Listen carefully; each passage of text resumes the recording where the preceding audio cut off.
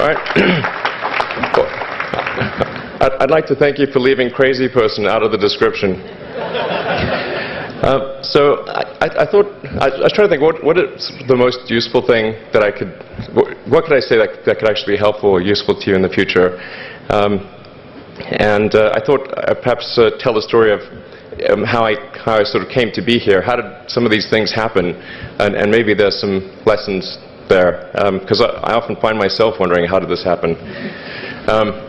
So when I was young, I didn't really know what I was going to do when I got older. People kept asking me, but then eventually I thought that the idea of inventing things would be really cool. And the reason I thought that was because I read a quote from Arthur C. Clarke, which said that a sufficiently advanced technology is indistinguishable from magic, and that's really true. If you go back, say 300 years, the things that we take for granted today would be you'd be burned at the stake for. Being able to fly, that's crazy.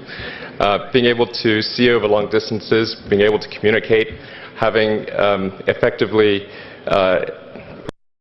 with the internet a group mind of sorts, and having access to all the world's information instantly from almost anywhere on the earth.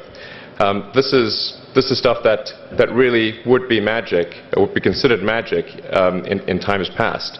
In fact, I think it actually goes beyond that, because there are many things that we take for granted today that weren't even imagined in times past. They weren't even in the realm of magic.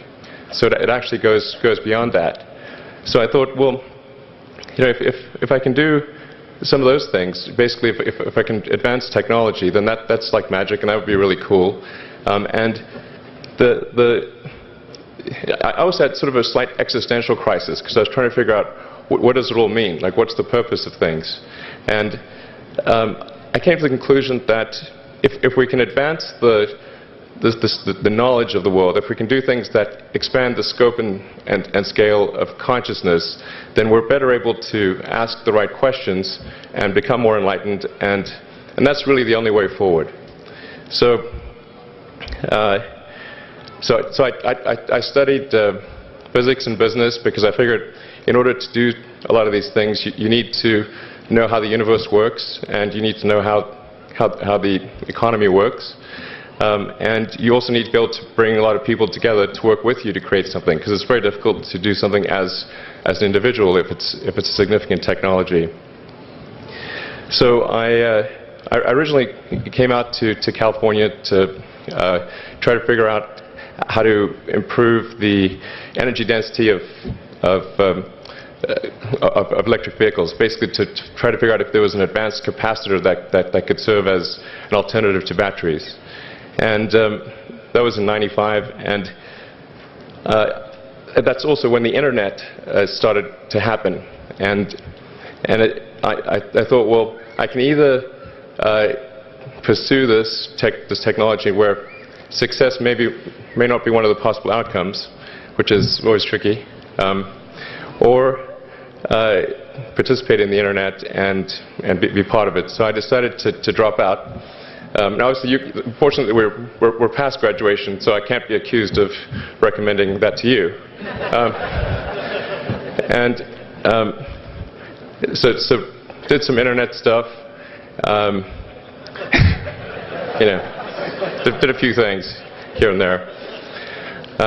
One of which was PayPal. And I think maybe it's helpful to say one of the things that was important then in the creation of PayPal was kind of how it started, because initially the initial thought was with PayPal was to create an agglomeration of financial services, so to have one place where all of your financial services needs would be seamlessly integrated and work smoothly. And then we had like a little feature which was to do email payments.